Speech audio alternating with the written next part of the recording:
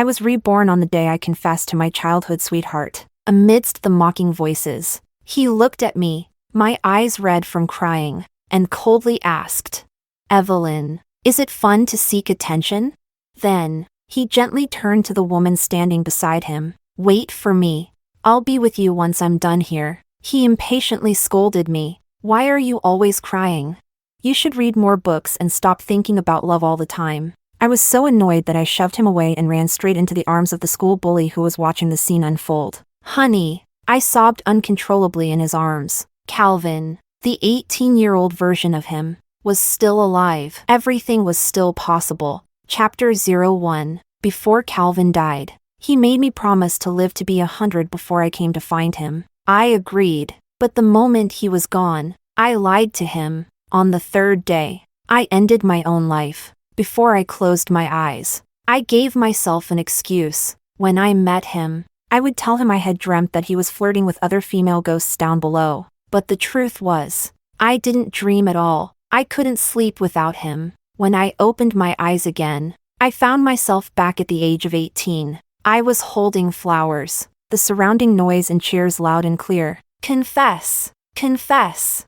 The crowd surged, but I immediately spotted the eye-catching yellow hair. He stood in a corner, unnoticed by anyone, his gaze fleetingly passing over me, casual yet deliberate. I stared at him, unable to control my tears. Just as I was about to speak, Phineas's voice interrupted. "Evelyn, is it fun to seek attention?"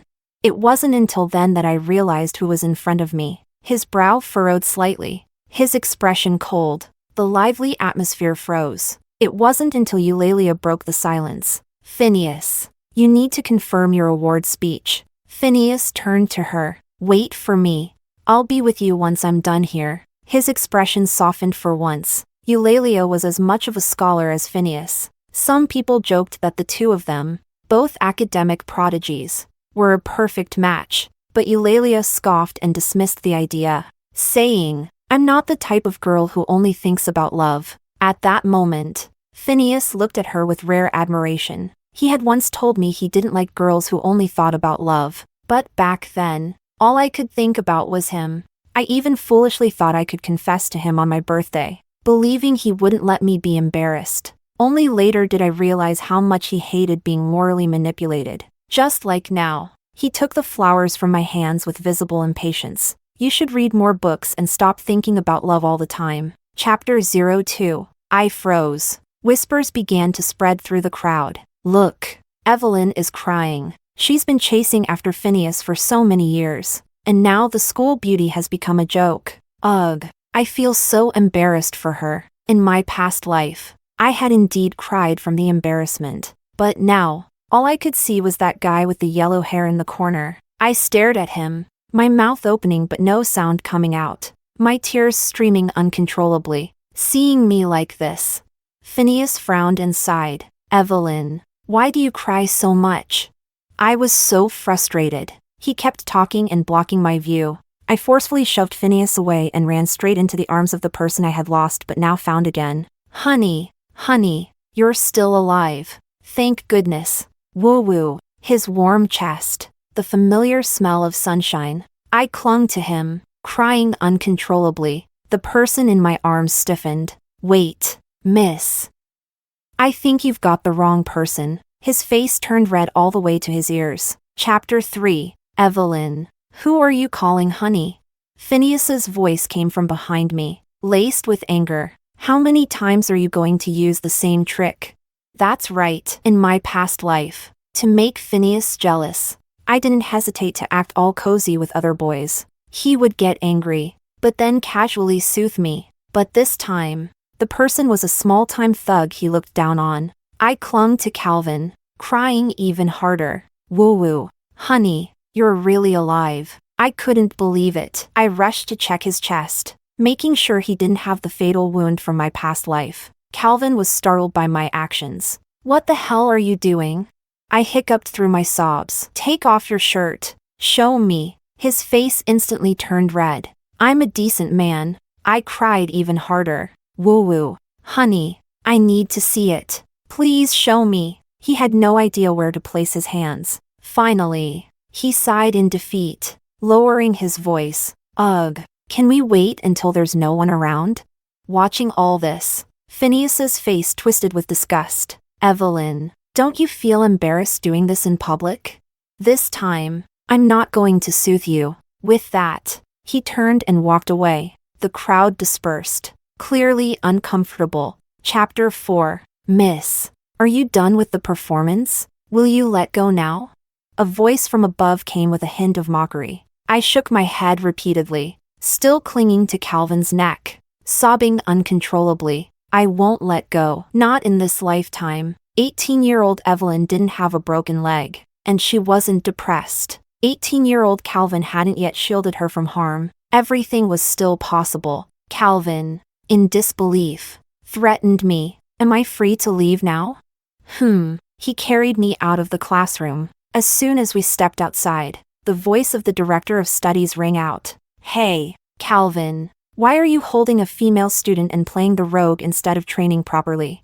I still didn't let go of him. Seeing that I wasn't moving, Calvin blushed and explained. Teacher, the female student broke her leg. I'm carrying her to the infirmary. The director's tone softened. You kid, you're quite considerate. Suddenly, I remembered. In my past life, Calvin was like this too. He carried me everywhere to get my leg treated, and he stayed with me through all the rehabilitation. When everyone else had left, he looked at me, clearly losing his patience. No, miss, what exactly are you playing at?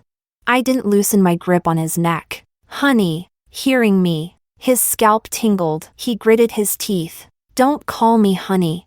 Who's your honey? You are my honey. I pouted in grievance. I love my darling honey the most. His head was about to explode. He reminded me in a low voice. Miss, do you remember who threw my love letter yesterday? I suddenly felt awkward. This was really bad timing. Calvin had confessed to me, and I had crushed his love letter under my foot. I hate guys like you. All brawn, no brains. Actually, I wasn't that bothered by Calvin. It was Phineas I hated, which made me dislike anyone Phineas disapproved of. He hated all fools, especially guys like Calvin, bad grades and running the school like a bully. I blinked and sincerely explained, well, actually, I was testing you yesterday, and I made a promise. Honey, from now on, I'll only like you. Calvin twitched the corner of his mouth. Ugh, can you not call me honey?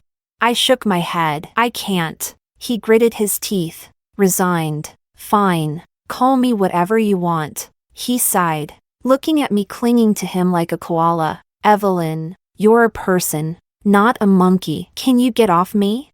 But I want to hold you a little longer. Honey, his Adam's apple moved. The tips of his ears turned red. 18-year-old Calvin was really so adorably tough yet soft. Chapter 5. Calvin turned and carried me to his second uncle's house. The old man stood at the end of the alley, offering fortune-telling services, muttering to himself all day. Grandpa, I think she's possessed. Second uncle stroked his beard and glanced at me. Her eyes are bloodshot. She must have picked something up. With that, he pulled out a yellow piece of paper and drew a symbol on it. Place this charm on you. It will drive away evil spirits and protect you. Calvin set me outside the house and instructed me. Wait here. Don't follow me. I'll be back soon. I didn't listen to him and quietly followed him outside. I only heard him whispering, Grandpa, I just want to ask if there's a charm to keep her possessed forever. I secretly rejoiced. Little fool, you've been crazy for me, obsessed with me, and smashing into walls for me long ago. Calvin, in this life, let me run to you. Chapter 6. I lived at the Moo family's house. Our families were close, and we were betrothed to each other as children. When I was 10, my parents passed away unexpectedly. Phineas Moo tightly held my hand. Evelyn, you still have me. I'll always be here for you. I moved into the Moo household, and his parents treated me very well. I had been practicing dance since I was young, and his mother hired the best teachers for me. My wardrobe was filled with beautiful clothes Moo Aunt had bought for me. But no matter how good they were, I was never their child. They had always seen me as a future daughter-in-law, until the day I broke my leg and couldn't walk normally. They started to see me as an unsuitable candidate for their son and said, "Evelyn, we've always treated you like our own daughter, and Phineas sees you as his little sister. Don't worry, we'll make sure to find you a good husband." At the dinner table, Moo aunt and uncle would serve me food and ask about my studies. I couldn't help but laugh when I thought about their words in my past life. I put down my bowl and chopsticks. "Uncle, Aunt, I want to move into the school dorms. That way, I can focus on my studies. You know my academic performance isn't great." They were a little surprised. "The school dorms are so bad. How can you live there?" "Evelyn, don't stress too much. Phineas does well in his studies. Let him tutor you." I calmly shook my head. "No, he's been busy with competitions lately. I don't want to bother him." Moo aunt seemed to sense something. "Did you two have a fight?" Phineas didn't respond, and I smiled. "No, he treats me really well. I've always considered Phineas like a big brother. In the future, he'll definitely find a daughter-in-law for uncle and aunt just as excellent as him." Phineas paused for a moment and glanced at me. Chapter 7. I wasn't feeling hungry, so I went to my bedroom, but as soon as I lay on the bed, the familiar feeling of insomnia hit me, just like in my previous life. Back then, my depression was severe, and I relied on sleeping pills to fall asleep. It wasn't until I was with Calvin that I started to heal. People with insomnia are always anxious and irritable. I got up and went to the living room to pour myself a glass of water. I didn't expect to run into Phineas. "Eat something. I saw you barely ate at dinner." He held a bowl of my favorite chicken soup dumplings and placed it in front of me. "Are you still mad about what happened earlier?" He squatted down in front of me and sighed helplessly. "I'm just mad that you're in your senior year and not focusing on your studies." Seeing me remain silent, he reached up and rubbed my head. "All right. Don't be upset, okay?" He gave a helpless smile. Little fool. He was always like this, speaking gently after I felt hurt, and I was stupid, always forgiving him repeatedly. I tricked myself into thinking he liked me, because he was kind to me and did small thoughtful things for me. When I didn't respond to him, he patted my hair again, his tone indulgent. "Do you think our kids will be as silly as you?" In my past life, he had said the same thing. At the time, I was deeply moved, thinking he had considered our future. But in reality, after he and Eulalia won awards, a teacher had casually remarked, "If these two end up together, their kids will be incredibly smart." He wasn't thinking about marrying me and having kids, but rather, he was concerned about how being with me would affect his children's intelligence. I forced a smile and looked at him. "Don't worry, we won't have kids in the future." Phineas exhaled and frowned. "Evelyn, I'm busy too. I don't have time to deal with your inexplicable mood swings." I smiled calmly. "It won't happen again." Chapter 8. Phineas stopped trying to soothe me and turned back to his room, with dark circles under my eyes. I left the house and went to knock on Calvin's door. Calvin's parents had divorced, and he now lived in a house near the school. When the door opened, I eagerly rushed into his arms. "Honey, I want to sleep with you." "You?" He looked at me in shock, raising his hands, unsure of what to do. "No, Evelyn, I don't do this kind of thing. I can't sleep without you." I clung to him, my voice shaky with both crying and exhaustion. "Honey, I really just want to sleep." He lost it again, muttering curses. "Sleep, sleep, sleep." I managed to get into his bedroom. As soon as I lay down on his bed, he grabbed a pillow and ran into the living room. I quickly grabbed his hand. "What are you doing?"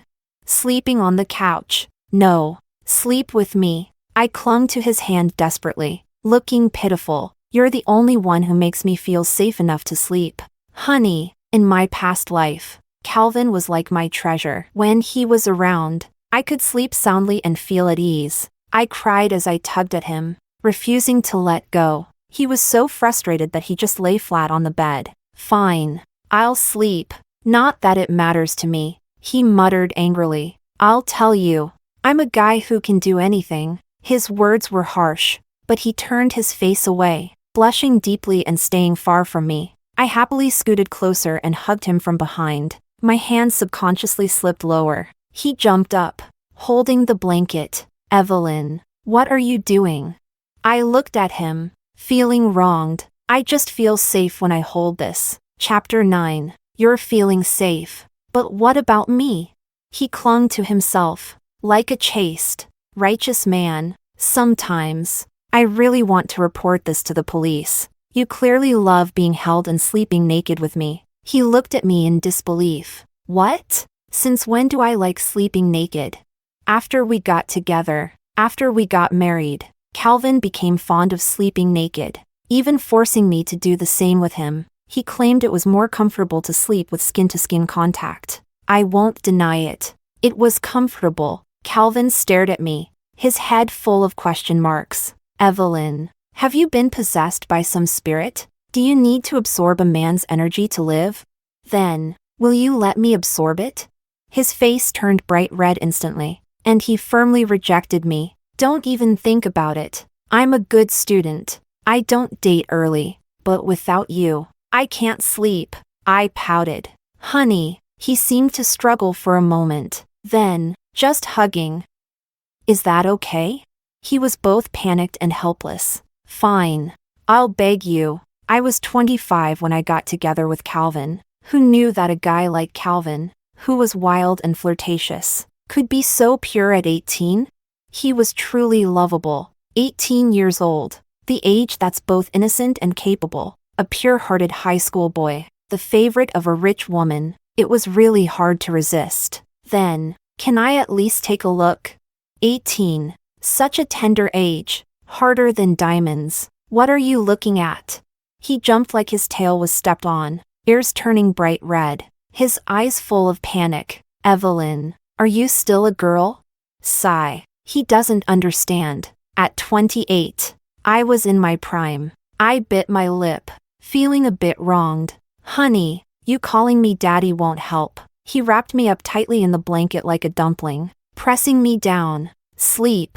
And don't call me honey anymore. I nodded. Okay, honey. He was speechless. Chapter 10. The familiar scent. The familiar heartbeat rhythm. My treasure was back. I looked at the 18-year-old version of him and softly spoke. Calvin, I'm not possessed. I'm actually from 10 years in the future. I'm 28-year-old Evelyn. Heh, why don't you just say you're a fairy who descended to Earth? Really? I'm from 10 years in the future. He waved it off with a half-hearted nod. Okay, I'll believe you came from Mars. Not believing. Huh? I thought for a moment. Then I glanced down at him. You have a mole there. He jolted, his face full of shock. What the hell? Evelyn, when did you sneak a look? I smiled slyly. 7 years from now. He paused for a moment. Wait, are you really from 10 years in the future?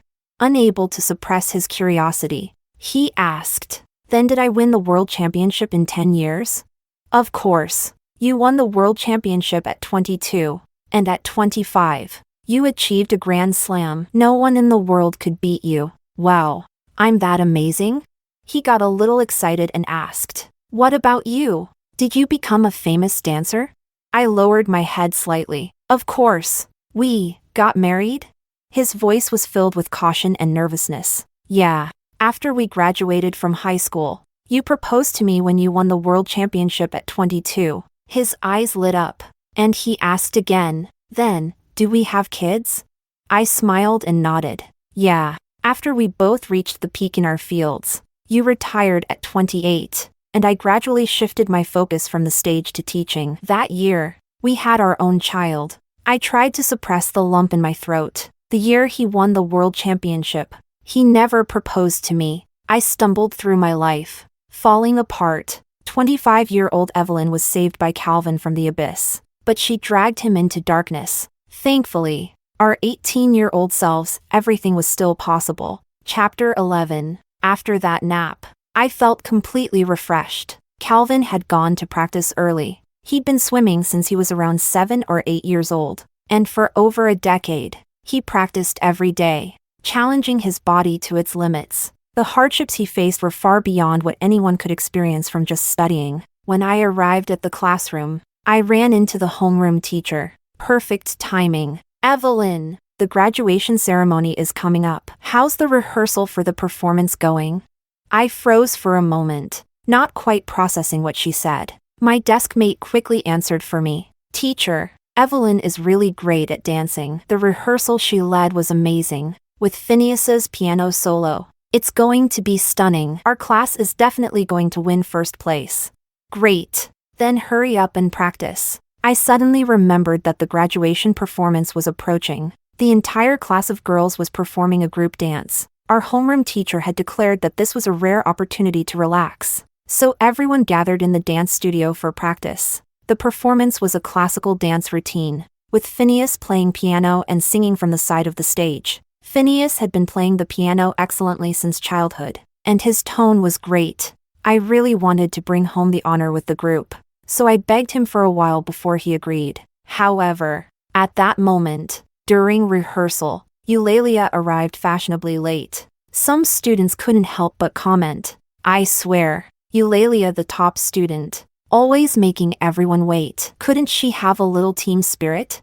Eulalia remained unfazed. Sorry. The principal asked me to stay behind and speak as a representative with Phineas at the graduation ceremony. Her voice was neither loud nor soft, but it carried an air of superiority. Someone muttered quietly, Ugh, why show off so much?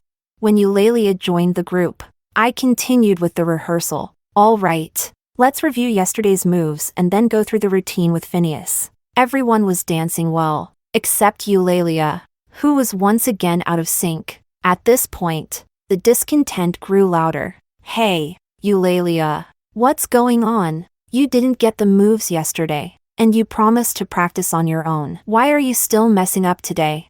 Yeah, can't you stop holding us back? Aren't top students supposed to learn things fast? How can you mess up such an easy move? The murmurs and complaints grew louder. Eulalia's face showed a flicker of annoyance as she coldly replied, A small graduation performance. Why should it take up my study time? Before you criticize others, maybe you should look at your own grades. How embarrassing to waste your youth like this. Is dancing even meaningful? Will it add points to your college entrance exams? My anger flared instantly. Eulalia, you were the one who was late and didn't practice the moves. Why are you putting the blame on others? She sneered. Evelyn, you just want to show off. Why drag others into it as your backdrop? Some people had enough and spoke up. This is a collective honor. How did it become Evelyn showing off? She's a dance major. Shouldn't she be leading the dance instead of someone who can barely move their feet? The whole class burst into laughter. Eulalia's face turned a little awkward, and she disdainfully muttered, I can't be bothered to argue with you all. It's just pointless. Her words irked everyone. Eulalia didn't get along well with the class. She had once coldly stated, I don't like hanging out with girls. They're too petty. I'm not like them, and she really wasn't like us. While the rest of us read brainless romance novels, she was reading a full English edition of Tagore's poetry. When the teacher asked her to share her solutions, she wrote out complex formulas and said, This is a calculus formula. You won't learn it until college. Only Phineas will probably understand it. Many of the girls thought she was too showy, but Phineas admired her for it. He even thought I was the one who led the class in isolating and bullying Eulalia. When Phineas stood up for her, she simply responded with, Forget it. I don't argue with fools. Phineas admired her even more for that. Some people said that Phineas, being such a top student, liked girls who were his intellectual equals. They talked about intellectual love. To him, I was just a simple-minded arts student. I clapped my hands, smiling coldly. Well, Eulalia, if that's the case, then don't bother dancing. I fixed my gaze on her, smiling sarcastically. After all, the way you dance is really quite funny. Another round of laughter broke out. She was speechless with rage. Phineas, seeing all this, couldn't take it anymore. Evelyn, why do you speak so harshly? Harsh? I laughed coldly. But in my past life, after I broke my leg, she had said to me in that same tone, Evelyn, the way you walk is really quite funny. I was just imitating her, but she hadn't broken her leg. Phineas's eyes flashed with anger. You all think it's fun to bully Eulalia, huh? He stepped in front of her protectively and declared, I'm telling you, if she quits, I'm out too. Eulalia's eyes turned red with emotion. Phineas. I smiled carelessly. That's great. In my past life, Eulalia didn't want me to show off, so she deliberately tripped and fell at Phineas's feet during the performance. Phineas instinctively tried to help her. The music abruptly stopped. The entire performance fell into awkward silence. In the confusion, the rest of the class couldn't find the rhythm, and the moves became a mess. But Phineas's instinctive action to help Eulalia was praised. Both of them were high achievers, and the teachers naturally liked them. The teacher said that friendship came first, and the competition second. Phineas's actions were the most worthy of admiration, and they were awarded a special prize. When they received the award, Eulalia deliberately waved at me. Evelyn, could you take a photo for us? The entire audience applauded them enthusiastically. She and Phineas smiled brightly. Meanwhile, the girls in our class quietly shed tears behind the stage. Chapter 12. After Phineas and Eulalia stepped out, everyone struggled without the backing vocals. Evelyn, if this doesn't work, just play the backing track, someone suggested helplessly. I waved my hand. It's fine. We've got someone to fill in. In my past life, when my depression was severe, Calvin often hugged me and sang in my ear. He sang so beautifully. Later, when I recovered from my leg injury, he encouraged me to return to dancing and take the stage again. I danced while he accompanied me on the piano. I quickly took out my phone and called him. Calvin, we need you for a piano solo and vocals for our performance. Without thinking, he replied, I can't do it. I played my trump card. Honey, honey, honey, shut up, honey. Aw, don't say that. I'm coming right now. I couldn't help but laugh. Judging by his reaction, he was becoming like Pavlov's dog. Calvin reluctantly but quickly came over. Phineas and Eulalia were stunned when they found out. Calvin can't replace you for the performance? Phineas sneered. A jock? What kind of good music can he play? To him, athletes and art students were just the last resort for those who didn't succeed academically. But their doubts didn't affect our enthusiasm. When the event started, the lights came up, and I led the girls in our class to dance gracefully. The soothing piano music and deep voice filled the room. Everyone was in awe. The audience applauded and cheered loudly. Our class's girls are amazing. What other surprises do I not know about? Team leader, why swim when you could just debut as a singer? After the performance, Calvin walked over to me, looking pleased. So, didn't I save you from embarrassment?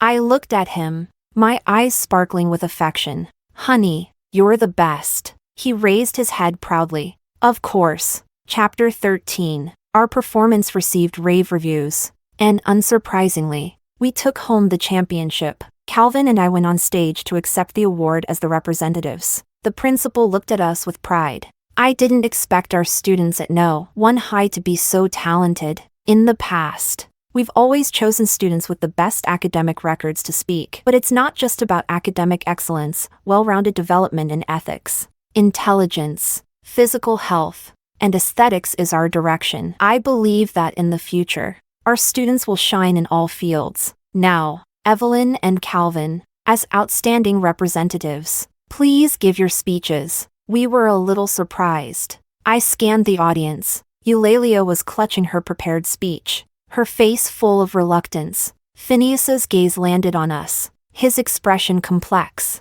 I stood on the stage, taking a deep breath. Hello, everyone.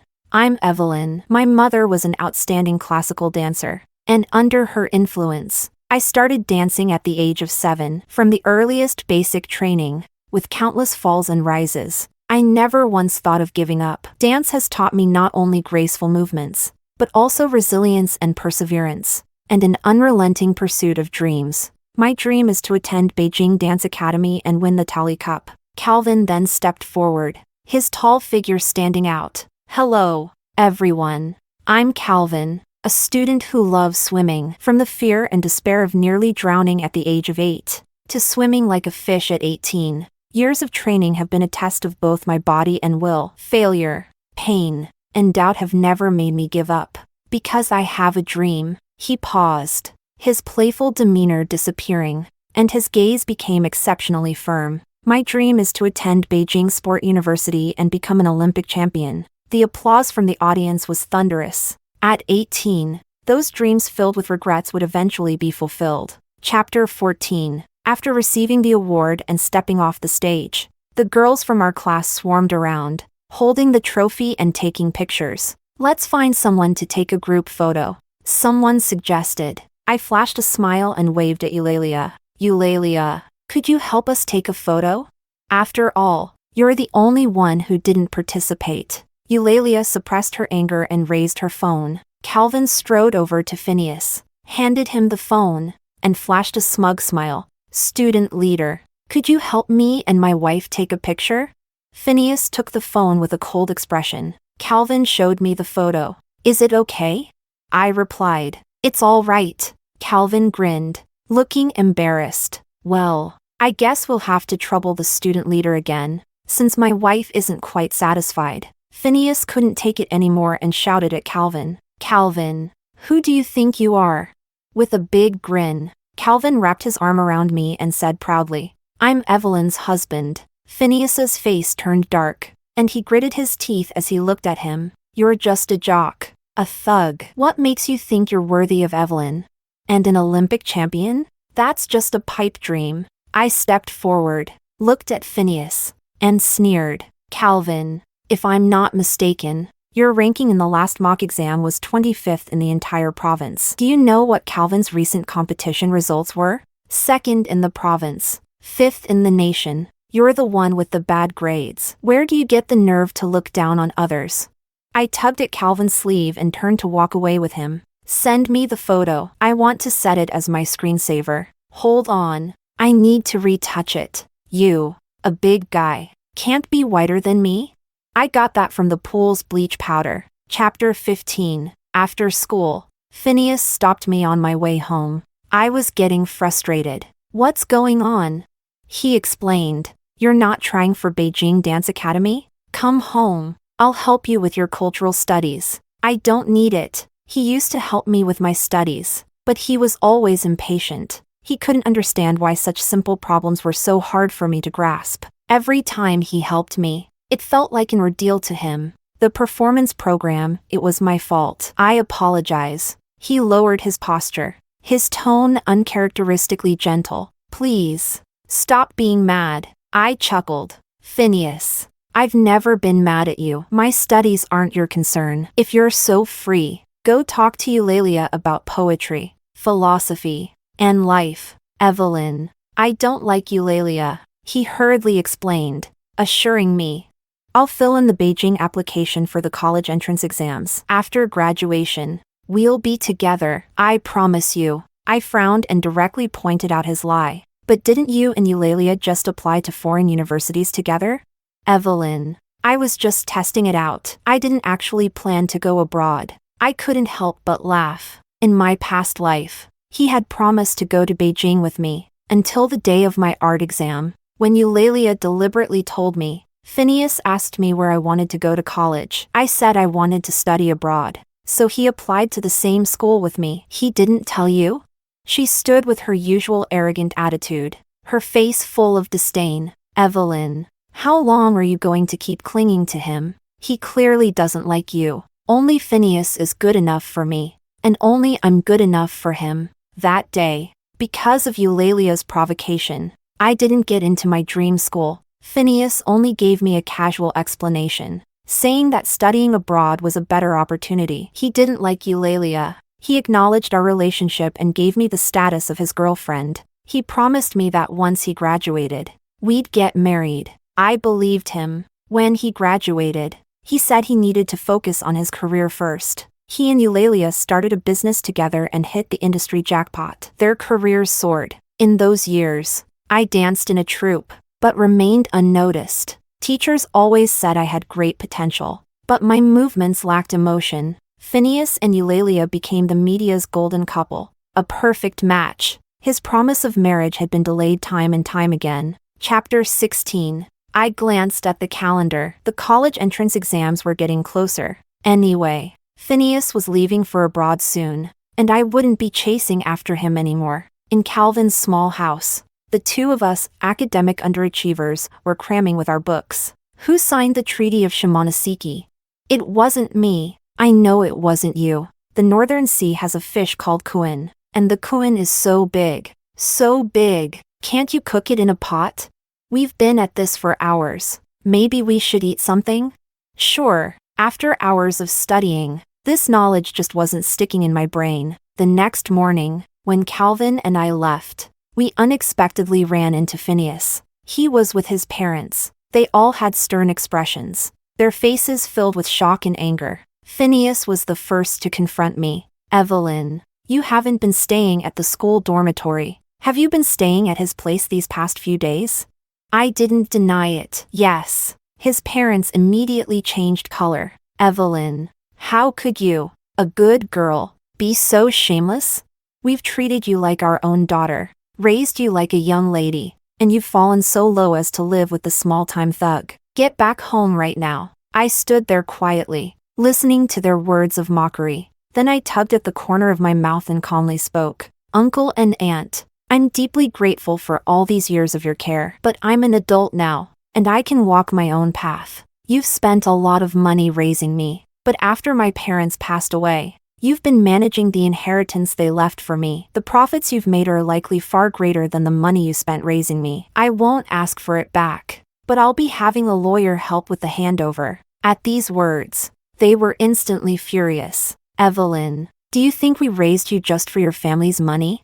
Of course, when you're not our biological daughter, things are different. We've raised you for all these years, only to have you repay us with ingratitude. You've never been the brightest, and we never complained. We always saw you as our future daughter-in-law. But how have you repaid us?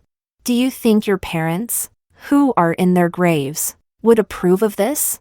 Scenes from the past flashed through my mind when I had naively believed their words and struggled in their indifference. But this time, I would never be at their mercy again. Ha, you treated me like a daughter? Like a future daughter-in-law? In my past life, everyone was focused on Phineas and Eulalia's perfect relationship. No one even knew I was the real girlfriend. I couldn't accept it, so I exposed my relationship with Phineas online. The Moo family was furious. Evelyn, do you realize how this will ruin Phineas's image and affect his career?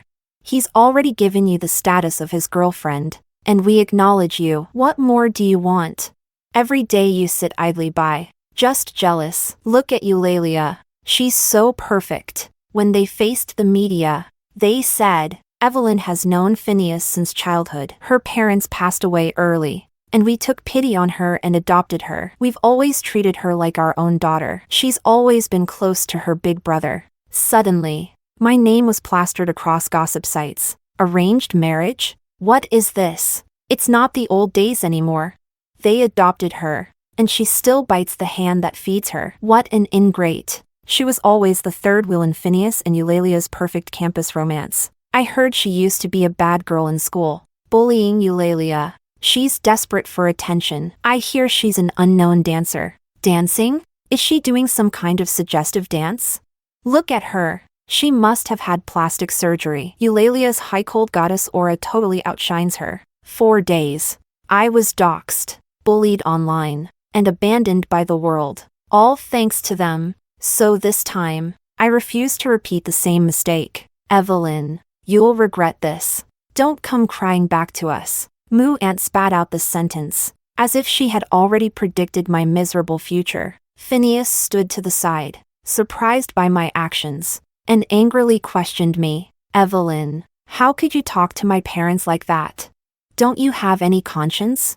I coldly tugged at the corner of my mouth, showing a contemptuous smile. No, I'm an ingrate. Please, just leave me alone. Moo's parents grabbed Phineas and pulled him away, telling him, Son, when we get home, don't get involved with her again. Chapter 17. I stood there for a long time, long enough that I didn't react when Phineas suddenly embraced me. He quietly asked, Evelyn, did you lie to me? Did you have an unhappy life in your past life? My eyelids fluttered, and my nose felt a bit sour. Actually, we didn't get together right after high school. I chased after Phineas for many years, only to end up with countless scars. At 25, My depression was so severe that I attempted suicide and fell off the stage. At that time, you appeared, and you said, "Evelyn, I'm a world champion now. I'll help you clear your name. Marry me, and I'll make you the happiest person in the world. We'll show that couple for what they are." On the day we got our marriage license, you announced to the media, "This is my wife, the girl I've secretly loved for many years." Everyone criticized you for being blinded by love and unfollowed you. But you didn't care. You said athletes let their achievements speak for themselves. You took me to see doctors for my leg, helped me with rehabilitation, played the piano for me, and sang for me when I was anxious. You held me to sleep, becoming my exclusive sleeping pill. Slowly, I was healed by you, and I returned to the stage. I tightly held on to him, whispering in his ear, "The days with you have been nothing but happy." He gently patted my back, but I still showed up too late. I rested against Calvin, not letting him see the tears in my eyes. I never told him that we didn't stay happy forever. Calvin married me at his peak. At that time, he had won Grand Slams and was a national hero. But the golden years of an athlete are short-lived, and no one stays at the top forever. Everyone had incredibly high expectations for him, and even getting second place would lead to accusations that I had distracted him from his training. Then, during a competition, he was already injured and unexpectedly developed a high fever right before the event. I was so worried and insisted that he withdraw. But then a fanatic fan pulled a knife on me. They yelled that I was the one dragging him down, and Calvin instinctively shielded me behind him. Chapter 18. As the college entrance exams approached, Calvin and I were both cramming for our cultural subjects while also intensifying our focus on our professional skills. Luckily, Calvin won the provincial championship in the new competition. I threw myself into my art exam preparations. On the day of the exam, I held on to his gold medal, hoping to absorb some of his good luck. With the gold medal buff, I performed steadily throughout the exam and somehow managed to come in first place. As I exited the exam hall, I was ready to hug Calvin in excitement. But unexpectedly, I ran into my idol. In person, he was tall and handsome, and he even waved at me. "Hello, your dance was amazing." I was over the moon and immediately instructed Calvin to take a photo for us. The idol glanced at the scowling figure standing nearby and curiously asked, "Who is he?" "Oh, he's my classmate." On the way back, someone acted like a jealous lover. "Who's your classmate? Why didn't you call him honey? Now that you've got him, you don't love him anymore, right?" I rolled my eyes. "Shut up. So I'm just the third wheel now? I'm just a joke, right?" I threatened. "Don't make me kiss you in front of everyone." He immediately fell silent. I secretly poked his waist. "When can I kiss you?" His face turned red. Wait until there's no one around." Chapter 19. Soon, the college entrance exam results were announced, and Calvin and I both passed. We both received acceptance letters from our dream schools, but what surprised me was that Phineas didn't go abroad to study. Instead, he and Eulalia both got into the same university in Beijing. The combination of top students from the same class still caused a stir at school. They continued to compete together and win awards. On the school forum, someone posted a photo of the two of them, saying they were clearly a perfect match. When people commented on them, Phineas directly denied it. "We're just classmates, and I have someone I like." Later, some people noticed that it seemed like he really did have someone he liked. He often went to watch classical dance performances. Every time he did, he would bring a bouquet of sunflowers. Some people guessed that they were for the girl he liked. By then, we were in our second year of university. Calvin, thanks to his excellent performance, had made it to the national swimming team. I, on the other hand, had become a celebrity overnight after doing a dance cameo in a popular TV show. Netizens were full of praise. "Evelyn's dancing is incredible. No wonder she was first in the art exam. This girl's face and figure, has she considered going into showbiz? I heard she has a performance coming up." People are scrambling to buy tickets. The theater performances were sold out every time. Soon, people started noticing. At every performance, the first row always had a guy with a bouquet of sunflowers, quietly watching the stage. Later, someone spread the rumor that the guy was a top student from a prestigious school and my childhood friend. Netizens went crazy shipping us. Meanwhile, Eulalia posted a photo of herself with Phineas from a competition, with the caption, "The people who understand each other the most." But this time, the post was met with backlash. "She's not Phineas's girlfriend. He's already denied it. You're just classmates. What's with the bragging? Seems like someone is desperate to get attention." Huh? Eulalia. Back in school, you used to look down on people because of your grades. And everyone found you annoying. Who do you think you are? Trying to insert yourself into Phineas and Evelyn's childhood romance? What makes you think Phineas will like you? You look so calculated and malicious. Evelyn's looks and vibe totally crush you. The gossip about me went viral. Phineas's parents even gave an interview to the media, saying, "Evelyn has been like a daughter to us. She and Phineas have known each other since childhood. And after her parents passed away, we took her in. We've raised her as our own daughter. And we've always treated her with care." Watching the complete change in their tone, I couldn't help but laugh. I refused to take their calls and instead sent over the contract I had prepared with a lawyer years ago. It clearly outlined the profits they had made from managing my family's assets. I used to think this couple was so kind, but now they're just leeches. Evelyn started dancing at 7. They didn't raise her. They've been sucking up to her family's wealth, but still want her to be grateful? Shameless. Many media outlets continued to ask me about my relationship with Phineas. I heard Phineas and you grew up together? I thought for a moment. We're from the same village, but we're not close. I quickly posted on Weibo, tagging Calvin. "This is my not yet legal husband." Suddenly, Calvin's account gained tons of new followers. Oh my god. No wonder Evelyn's so picky. She only picks the best for the country. Look at that door-opening physique. Those long legs. Can you imagine how cheerful it'd be sleeping with him?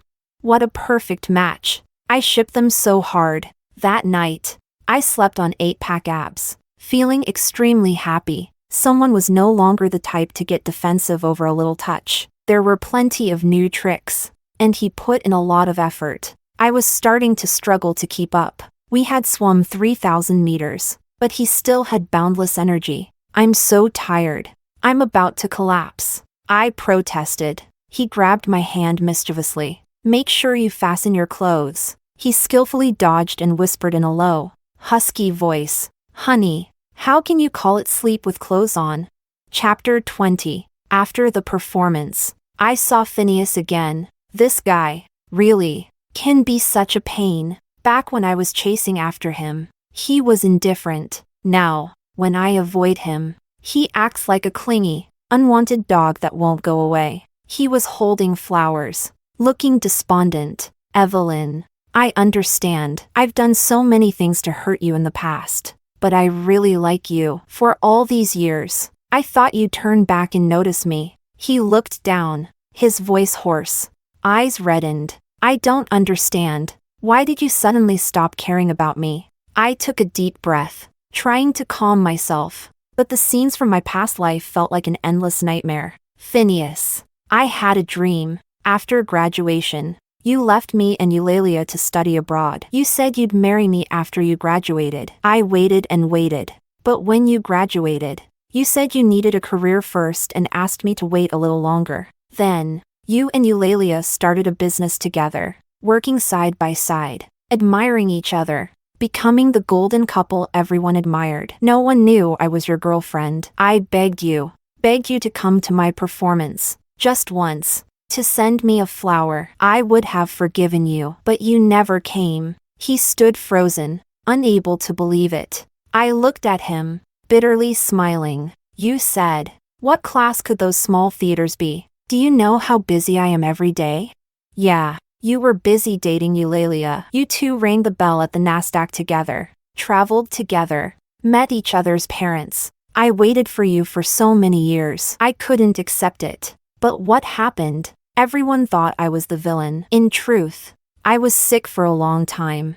And in the end, I went mad, attempting suicide multiple times, enduring moral manipulation over and over. You got tired of it, and said, 'I'll marry you. It's not a big deal.' But just before our wedding, Eulalia sent me her pregnancy test report, and I, dazed and confused, fell off the stage and became a cripple. I closed my eyes, my throat tightening. And in the end, your parents gave me money and told me to fend for myself. He froze for a moment, panic filling his voice. I would never do that. I wouldn't. Evelyn, I've always said I'd protect you. It was just a dream. I shook my head indifferently. No, it wasn't. Phineas, I'm not stupid, but I'm not blind either. I stared directly at him. Did you really like me? No, you just couldn't accept it. You're so smart. You knew what I liked. You knew why I was upset. And you knew how to comfort me, but you just wouldn't. Letting me suffer again and again. You enjoyed my admiration, and Eulalia's admiration. You just wanted both, and nothing more. Keep your cheap affection. I don't want it, and you don't deserve it. Chapter 21. After Calvin joined the national team, he began competing in international events. He continued to break his own records. The whole world could see his brilliance. After I gained some fame, I focused solely on preparing for the Tally Cup competition. The Tally Cup is the most prestigious honor in the dance world. My mother's biggest regret before she passed away was not winning the championship. I made a firm decision to do everything I could to make up for her regret. Calvin and I, however, still found ourselves apart most of the time. On rare occasions, we would meet near the school. Just a few steps into our walk, a car suddenly rushed out. In an instant, Calvin reacted, pushing me behind him to protect me. A loud crash, and both of us were knocked to the ground. Images of him covered in blood from my past life flashed in my mind. My heart felt as if it was gripped by an invisible hand. I trembled, screaming his name. Calvin! Honey, I'm fine. I'm okay. He fumbled to comfort me. Don't cry. Don't cry. It's just a scratch. I'm fine. I was already crying uncontrollably, trembling as I touched his face. Unable to speak. Bastard. You scared me to death. I didn't die. I didn't die. I held him tightly. Never get hurt. Never bleed. And never stand in front of me again. He nodded repeatedly. Okay.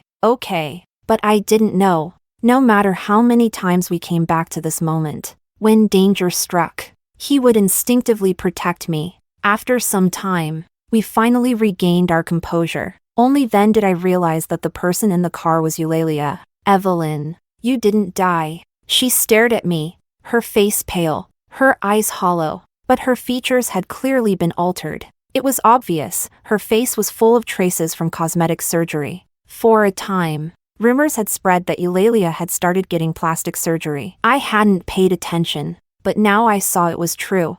I had heard from high school classmates that she had confessed to Phineas. He had rejected her without hesitation, saying her actions were beneath him. Eulalia, unwilling to accept it, had asked why. Phineas had impatiently replied, "Maybe you should look in the mirror.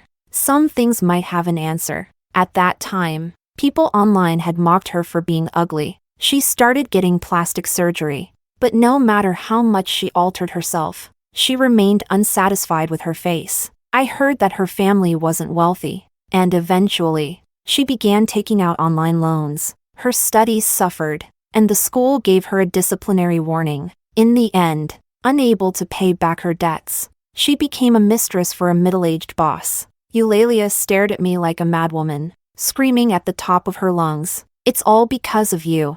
My whole life ruined because of you. Evelyn, why do you get all the attention, and I have to live in the shadows, even though I'm so much better than you?" I calmly smiled. Maybe it's karma. I stared at Eulalia, who was once proud and now fallen into such a state. I stood in silence for a moment. Call the police. Chapter 22. The year we graduated from university. Hard work pays off. I won the Tally Cup. As I stepped off the stage, I saw someone holding a bouquet of flowers, waving his arms. I happily ran into his embrace, asking, "Did I dance beautifully?" "You were amazing. Like a fairy." He stared at me like a lovesick fool. Question the king of Zhou. Understand the king of Zhou. Become the king of Zhou. That same year, Calvin represented the country at the Olympics. At 22, he swam with incredible speed and endurance, leaving the world record far behind, achieving another personal breakthrough. At the award ceremony, He gazed at the rising red flag, his eyes turning red. When a national reporter interviewed him, he could no longer contain his emotions and broke into tears. "Thank you, my country. Thank you, coach. Thank you, my wife." His voice trembled, tears falling rapidly, and the more he cried, the more excited he became. A few reporters gathered around, trying to comfort him. At that moment, it seemed like he remembered something. He scrambled, trembling, to pull out a diamond ring from his pocket. He was crying uncontrollably. The reporters helplessly looked at me, urging me, "You have to say yes, or he won't stop crying." I looked at this embarrassing scene, half amused and half amused. I hurried over, hugged him, and slid the ring onto my finger. Okay, I promise." After a long time, he asked, his face flushed, "Honey, was I really embarrassing just now?" I sighed. Well, it's not too bad." He raised both hands in a vow. Next time I won't cry." I rolled my eyes at him. "You always say that, but you cry every time." Half of the water in the pool is probably his tears. Chapter 23. In the years that followed, Calvin continued to represent the country, winning honor after honor. I, too, climbed to bigger stages with my hard work. At 28, Calvin could no longer swim. He retired, leaving with a chest full of honors. He started coaching young athletes, helping them break records, just as he had done. I also passed on the stage to the younger dancers and returned to teaching. That year, we started our baby-making plan. I nervously asked him, "Do you think our child will be particularly dumb?" He replied, "If they're exceptional, they'll serve the country. If they're average, they'll stay home and serve us." Neither of us had a complete family or love when we were growing up, so we promised to raise our future child with all the love we never got as kids. 10 years after graduation, we returned to the school's anniversary celebration as outstanding alumni. A few of our classmates from back then were also there. Suddenly, someone mentioned, "Hey, do you guys know Phineas? I heard his family went bankrupt. I heard he made a lot of money when he started his business after graduation, buying land, building, and selling. But later, the industry hit a downturn, and his cash flow got cut off. He lost a lot of money on his investments. Now his company's bankrupt and everything's been seized." I shook my head, the name suddenly feeling foreign. "Hey, Evelyn, didn't you used to like him back in the day?" I shook my head vigorously. "No, that's not true.